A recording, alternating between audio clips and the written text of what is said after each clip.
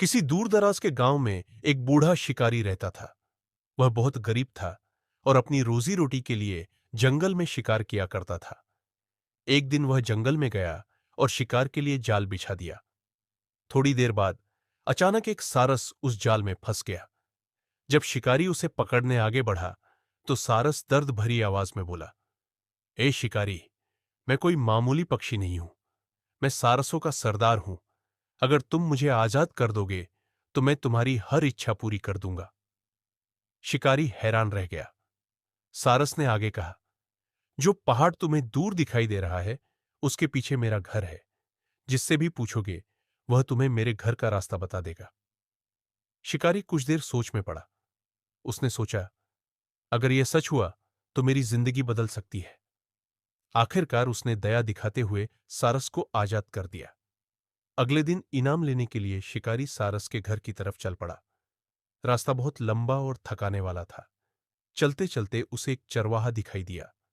शिकारी ने उससे कहा, सारस ने मुझे इनाम देने का वादा किया है, लेकिन मुझे समझ नहीं आ रहा कि उससे क्या मांगूं। चरवाहे ने मुस्कुराते हुए कहा, सारस के पास एक जादुई देग है जिसका नाम है उबलती देग। अगर तुम उससे कहोगे, उबल मेरी देग, तो वह उबलने लगेगी और उसमें से सोने की अशर्फियां निकलेंगी।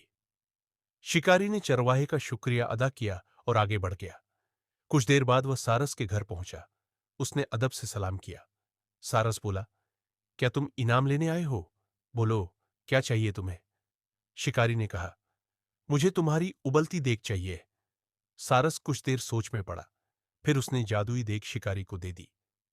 शिकारी खुशी खुशी देग लेकर अपने गांव की तरफ चल पड़ा। रास्ते में वह अपने एक पुराने दोस्त के गांव पहुंचा।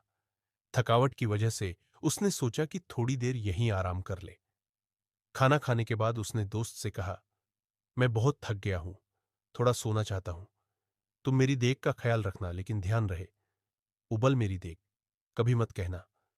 इतना कहकर वह सो गया। शिकारी के सोते ही दोस्त की नजर देग पर पड़ी। उसके मन में लालच आ गया। उसने धीरे से कहा, उबल मेरी देग। फौरन देग उबलने लगी और उसमें से सोने की अशर्फियां गिरने लगी। दोस्त हैरान भी हुआ और खुश भी। उसने चालाकी से जादुई देग छिपा दी और उसकी जगह एक साधारण देग रख दी। कुछ देर बाद शिकारी जागा। उसने दोस्त का शुक्रिया अदा किया और देग लेकर अपने घर चल पड़ा। जब वह घर पहुंचा और देग से सोना निकालना चाहा, तो देग कुछ भी नहीं उबली। तब शिकारी को समझ आ गया कि उसके साथ धोखा हुआ है।